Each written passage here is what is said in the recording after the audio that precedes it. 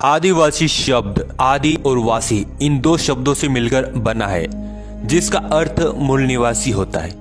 2011 की जनगणना के अनुसार भारत में 8.6% आबादी आदिवासियों की है। भारत में सदियों से आदिवासी लोग रहते आए हैं और समय समय पर भारत पर कई विदेशी आक्रांताओं ने आक्रमण किए और इन आक्रमणों का सामना भारतीयों ने किया। आज हम इस वीडियो में 10 आदिवासी महापुरुषों के बारे में जानेंगे जिन्होंने भारतीय इतिहास में जगह बनाई। बिरसा मुंडा का जन्म 15 नवंबर 1875 के दशक में सुगना मुंडा और माता कर्मी मुंडा के घर हुआ। वे वर्तमान झारखंड राज्य के खूंटी जिले के उलिहातू गांव के रहने वाले थे। सालगा गांव में बिरसा मुंडा जी की प्रारंभिक शिक्षा हुई और फिर वे गोसनर एवेंजेलिकल लुथार विद्यालय में पढ़ने गए। बिरसा मुंडा ने देखा कि स्थानीय निवासियों को जमींदार, जागीरदार और ब्रिटिश शासकों द्वारा शोषण किया जा रहा है। तब उन्होंने आदिवासियों को सामाजिक, आर्थिक और राजनीतिक रूप से मजबूत किया। उन्होंने नारा दिया, अबुआ डिशुमरे अबुआ राज, यानी हमारी जमीन हमारा राज। उन्होंने उलगुलान आंदोलन किया। दिनांक 1 अक्टूबर 1894 को बिरसा मुंडा ने अंग्रेजों के विरुद्ध लगान माफी के लिए आंदोलन किया। 1895 में उन्हें गिरफ्तार कर हजारीबाग केंद्रीय कारागार में 2 साल के लिए रखा। 1897 से 1900 के बीच मुंडाओं और अंग्रेज सिपाहियों के बीच कई बड़े बड़े युद्ध हुए। 1897 में बिरसा मुंडा ने 400 सिपाहियों के साथ खूंटी थाने पर धावा बोला। 1898 में कांगा नदी किनारे मुंडाओं ने ब्रिटिशों को हरा दिया। जनवरी 1900 में डोंगरी पहाड़ पर एक और संघर्ष हुआ जिसमें बहुत सी औरतें और बच्चे मारे गए। उस समय बिरसा मुंडा जनसभा को संबोधित कर रहे थे। 3 फरवरी 1900 को चक्रधरपुर के जमकोपाई जंगल से अंग्रेजों ने बिरसा मुंडा को गिरफ्तार कर लिया। 9 जून 1900 ईस्वी में अंग्रेजों ने बिरसा मुंडा के भोजन में जहर मिला दिया और रांची कारागार में ही उन्होंने अंतिम सांस ली। संग्राम शाह गोंड वंश के सबसे शक्तिशाली एवं प्रतापी शासक संग्राम शाह थे। उन्होंने 52 गढ़ों पर अपना स्वामित्व स्थापित किया था। नरसिंहपुर जिले के चौरागढ़ किले का निर्माण संग्राम शाह ने ही कराया था। संग्राम शाह के राज्य में 70,000 गांव शामिल थे। संग्राम शाह कला और साहित्य के संरक्षक के रूप में जाने जाते रहे। उन्होंने राजरत्नमाला लिखी। संग्राम शाह के बेटे का नाम दलपत शाह था। दलपत शाह और चंदेल राजकुमारी दुर्गावती आपस में शादी करना चाहते थे, पर दुर्गावती के पिता किरत सिंह को यह मंजूर नहीं था। तब संग्राम शाह और दलपत शाह ने महोबा के राजा किरत सिंह के विरुद्ध युद्ध छेड़ा और वे विजय रहे। फिर दलपत शाह और दुर्गावती का विवाह हुआ। राणा पुंजा भोमट के राणा पुंजा भील का जन्म दुद्दा होलंकी और केरी बाई के घर मेरपुर में हुआ। जब मुगल बादशाह अकबर ने मेवाड़ पर आक्रमण करने की योजना बनाई, तब मेवाड़ के महाराणा प्रताप और मुगल प्रमुख पुंजा भील के पास सहायता लेने आए। तब पुंजा भील ने मेवाड़ के महाराणा प्रताप का साथ दिया।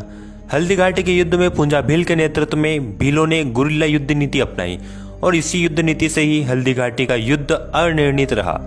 महाराणा प्रताप ने पुंजा भील को राणा की उपाधि से नवाजा और मेवाड़ राज चिन्ह में स्थान दिया। आज पूरे भारत में राणा पुंजा भील के सम्मान में उनकी कई मूर्तियां स्थापित है। तिलका मांझी का जन्म 11 फरवरी 1750 को हुआ। वे पहले क्रांतिकारी थे जिन्होंने अंग्रेजों के विरुद्ध कार्य किया। 1771 से 1784 तक उन्होंने ब्रिटिश सत्ता के विरुद्ध लड़ाई लड़ी।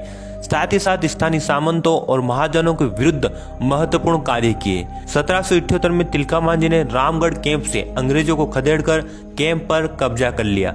1784 में क्लीवलैंड को मार दिया। बाद में तिलका मांझी को गिरफ्तार कर उन्हें 4 घोड़ों से बांधकर घसीटते हुए भागलपुर लाया गया और यहीं उन्हें फांसी दे दी गई। बुद्धू भगत एक भारतीय स्वतंत्रता सेनानी थे। उन्होंने 1831 से 32 में ब्रिटिश शासन के खिलाफ कोल विद्रोह का नेतृत्व किया था। बुद्धू भगत के नेतृत्व में हजारों हथियारबंद आदिवासी योद्धाओं से अंग्रेज सरकार, जमींदार और जागीरदार कांप उठे थे। 1832 में बुद्धू भगत के अनुयायियों ने अंग्रेजों पर तीर धनुष, कुल्हाड़ी और तलवार से हमला बोल दिया। उस समय अंग्रेज सिलागई गांव आए थे। अंग्रेजों और आदिवासियों के बीच चले इस युद्ध में बुद्धू भगत के पुत्र हलदर भगत और गिरधर भगत मारे गए। बुद्धू भगत को अंग्रेजों ने पकड़ लिया और मार डाला। थलक्कल चंदू भारत के केरल राज्य में वायनाड जंगल क्षेत्र आदिवासी बाहुल्य क्षेत्र है। इसी क्षेत्र में थलक्कल चंदू एक आदिवासी प्रमुख थे और पजस्सी राजा के सबसे योग्य युद्ध नेता थे। ब्रिटिशों ने किसानों की कृषि उपज पर उच्च राजस्व तय किया। तब एडाचन कुंकुन ने एक चपड़ासी की हत्या कर दी क्योंकि वह कुरिया नामक आदिवासी जाति से धान की मांग कर रहा था। 11 अक्टूबर 1802 को थलक्कल चंदू और एडाचन कुंकुन के नेतृत्व में 175 धनुर्धारी आदिवासियों ने पनामाराम के किले पर अधिकार कर 70 ब्रिटिश सैनिकों समेत ब्रिटिश कमांडर डिकिंसन और लेफ्टिनेंट मैक्सवेल को मार दिया। 15 नवंबर 1805 को ब्रिटिश सेना ने थलक्कल चंदू को मार दिया और एडाचना कुंकुन ने आत्महत्या कर ली। एडाचना कुंकुन के नेतृत्व में 85 के सैनिकों ने हैदर अली और टिपू सुल्तान के विरुद्ध महत्वपूर्ण विद्रोह भी किया था। तात्या भील का जन्म 26 जनवरी 1842 को खंडवा के बगडोगा में हुआ था। तात्या भील ने 1878 से 89 के बीच ब्रिटिश जमींदार, सामंत, जागीरदारों और सेठ साहूकारों के विरुद्ध महत्वपूर्ण विद्रोह किया। अंग्रेजों ने तात्या भील को इंडियन रॉबिन हुड के रूप में वर्णित किया। तात्या भील को मामा कहकर पुकारा जाता था। तात्या भील को गिरफ्तार कर ब्रिटिशों ने जंजीरों में जकड़कर जबलपुर लाए। जबलपुर में उन्हें 19 अक्टूबर 1989 को फांसी की सजा सुनाई। तात्या भील की फांसी की सजा से ब्रिटिश सरकार भील विद्रोह के कारण डरी हुई थी, इसलिए ब्रिटिशों ने तात्या भील को फांसी देने के बाद उनका शरीर पाताल पानी रेलवे स्टेशन पर फेंक दिया। अब इसी स्थान पर तात्या भील की समाधि और मंदिर है।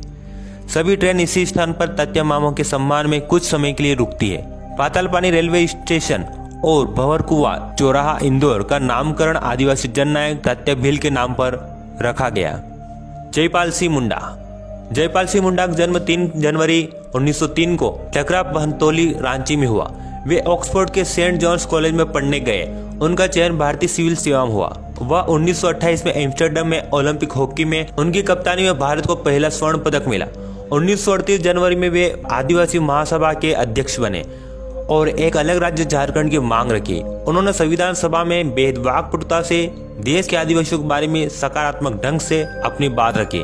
संविधान सभा में अनुसूचित जनजाति की जगह आदिवासियों को मूल निवासी आदिवासी करने की बात कही। जयपाल सिंह मुंडा ने सभी आदिवासियों के अधिकार की बात संविधान सभा में रखी। 20 मार्च 1970 को दिल्ली में जयपाल सिंह मुंडा की मृत्यु हुई। तिरोत सिंह खासी आदिवासियों के प्रमुख तिरोत सिंह का जन्म 1802 में हुआ। 1826 में यंदोबा की संधि की समाप्ति के बाद ब्रिटिशों ने ब्रह्मपुत्र नदी घाटी पर नियंत्रण पा लिया और धीरे धीरे खासी पहाड़ियों पर भी अधिकार जमाने के प्रयास में थे। ब्रिटिश खासी पहाड़ियों में एक सड़क बनाना चाहते थे, लेकिन खासी आदिवासियों ने तिरोत सिंह के नेतृत्व में 1828 में ब्रिटिशों के विरुद्ध विद्रोह किया। आदिवासी लोग तीर कमान, तलवार और ढाल से युद्ध कर रहे थे और अंग्रेजों के पास बंदूक और बारूद था।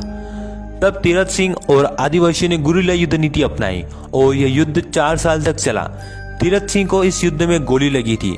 तब वे गुफा में रुक गए, लेकिन एक धोखेबाज मुखिया ने ब्रिटिशों को रिश्वत के बदले तिरोत सिंह की गुप्त स्थान का पता बता दिया और जनवरी 1831 में अंग्रेजों ने तिरोत सिंह को पकड़ लिया। 17 जुलाई 1835 में उनका निधन हो गया।